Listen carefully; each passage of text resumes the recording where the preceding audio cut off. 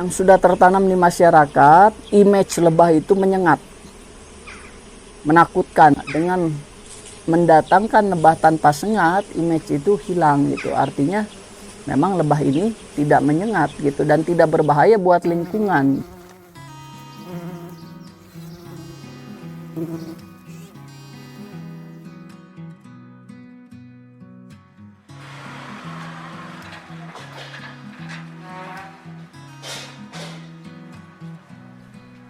Satu waktu saya dikenalkan terhadap lebah oleh salah satu petani di kota Bandung.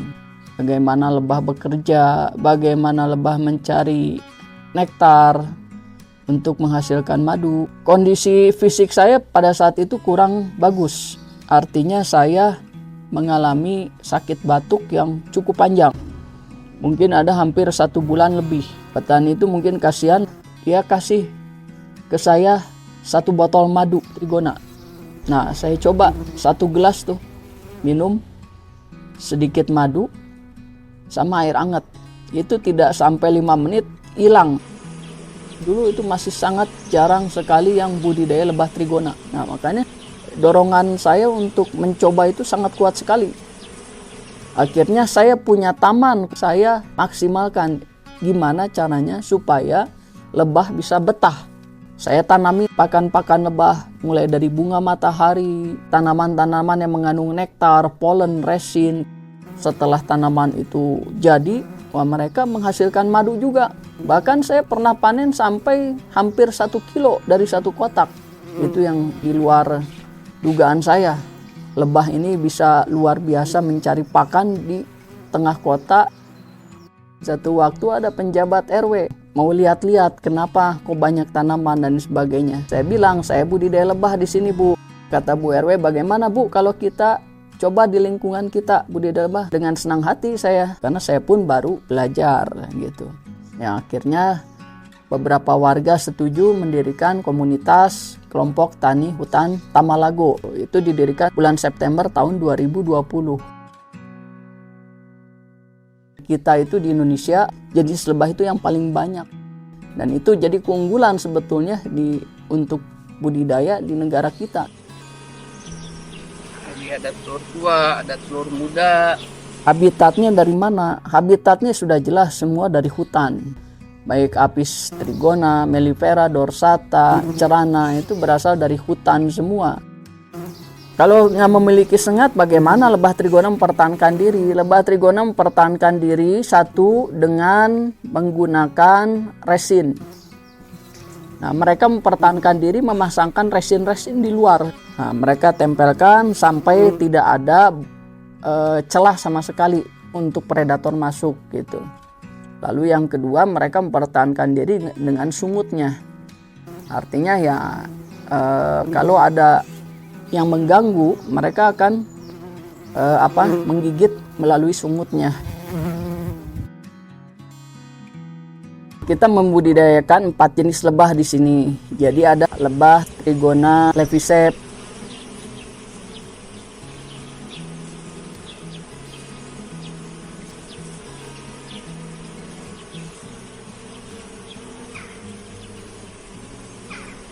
ada trigona biro,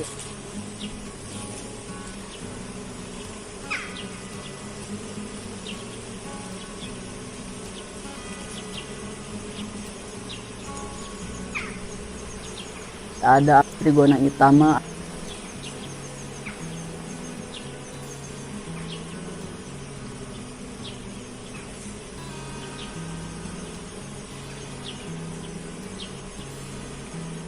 ada trigona thoracea.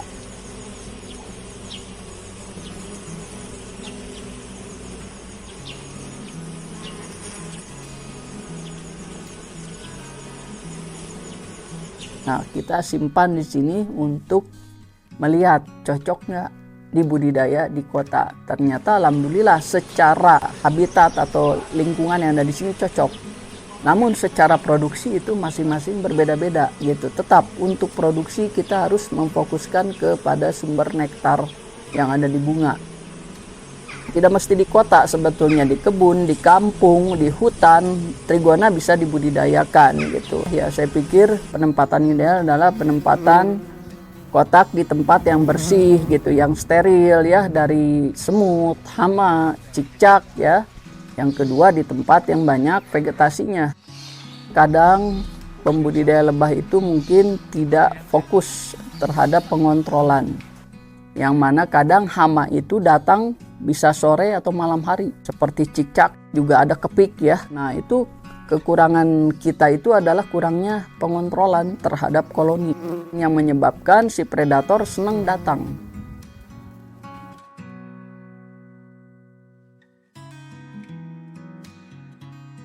Sebenarnya sih prinsipnya proses pembiakan itu akan lebih cepat kalau kita lakukan intervensi. Tapi mungkin ya secara alami lebah sendiri memang sudah berbiak secara alami begitu ya. Cuman itu pasti membutuhkan waktu. Pecah koloni itu adalah salah satu kegiatan dari budidaya lebah trigona ya. Nah, kemudian tujuannya supaya bisa berkembang. Jadi tidak saja kita punya satu kotak, tapi kita bisa menjadi beberapa kotak. Nah itu caranya ada beberapa macam. Jadi kita cari dulu telur calon ratunya yang nanti akan dipindahkan kotak yang baru gitu. Sekarang kita cari ratu lebahnya dulu. Kemudian cara kedua biasanya dengan ratunya yang dipindahkan. Kalau yang tadi dipraktekkan, cara yang pertama, jadi kita cari telur calon ratunya, itu kita pindahkan ke kotak yang baru, kemudian ditempatkan di tempat yang semula. Sementara yang kotak yang lama, yang ada ratunya, itu dipindahkan ke tempat yang agak lebih jauh. Maksudnya supaya lebah-lebah yang itu tidak selalu bingung gitu ya. Selain telur calon ratunya, juga ada telur prajuritnya, dan ikutannya. Itu di dalam tuh ada ya madu mungkin ya, dan resinnya. Nah itu sebagai perkat. Itu digunakan nanti untuk sebagai perangsang supaya lebah-lebah itu tidak lari ke tempat lain. Karena dia sudah terbiasa dengan rasanya, instingnya gitu ya. Kalau berapa lamanya kita tidak bisa pastikan, itu tergantung banyak faktor, salah satunya adalah makanan. Tapi kalau pemeliharaan atau perawatan itu harus rutin.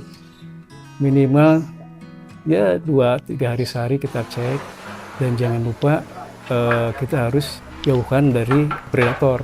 Tapi kalau sudah terlihat sudah berkembang dan bagus, ya kita bisa agak lama cara pemeliharaannya, bisa seminggu atau 2 minggu sekali. Cara panen dari jenis-jenis lebah trigona masing-masing beda-beda. Untuk lebah Apis trigona levisep itu kita cukup sayat pakai pisau atau pakai sendok ya.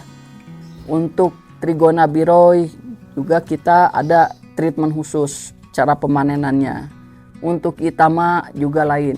Dan kapan waktu yang tepat buat kita panen adalah pada saat musim bunga, lalu pada saat cuaca cerah. Pada saat vegetasi nektar melimpah, si lebah itu bisa dibiasakan. Artinya mau dipanen 2 minggu sekali bisa, sebulan sekali bisa. Tetapi nektar atau makanan di sekitarnya berbunganya harus rutin. Yang dihasilkan dari trigona ini, satu jelas madunya, yang kedua polennya, yang ketiga beeswaxnya, ya, propolis ya. Yang keempat, kelima, keenam itu banyak yang bisa dihasilkan dari turunan madu. Artinya madu ini bisa dijadikan satu campuran obat herbal. Yang kedua bisa dijadikan sabun, bisa dijadikan sampo, bisa dijadikan salep lain sebagainya, banyak. Madu trigona itu mempunyai tingkat keasaman yang lebih dibanding madu jenis lain. Lalu yang kedua, kadar gulanya itu lebih rendah dibanding madu yang lain.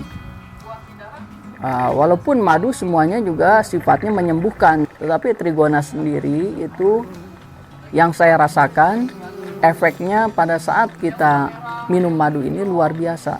Saat COVID lagi melanda di kita, satu lingkungan yang terkena COVID itu kita berikan madu trigona dicampur kelapa, diberikan lemon lagi sedikit. Itu hampir semua yang terkena COVID sembuh kembali dalam waktu beberapa hari gitu. Saya ingin mengembangkan ya lebah trigona itu di sekitar perkotaan, karena di perkotaan itu ya banyak lahan-lahan sebetulnya yang bisa dimanfaatkan. Di kota itu kan banyak taman-taman kota yang sebetulnya bisa dipakai untuk kita sambil budidaya lebah gitu. Tinggal perhatian dari pemerintahnya. Kalau disimpan lebah ini, lebah akan lebih betah gitu. Tapi ya mungkin belum semua pihak paham tentang manfaat lebah ini jika disimpan di taman-taman kota gitu. Karena lebah ini sebetulnya tidak mengganggu, tapi dia memberikan banyak manfaat. Penyerbukan bunganya dibantu gitu kan. Terus madunya bisa dimanfaatkan. Jadi edukasi juga buat masyarakat mengenalkan lebah trigona.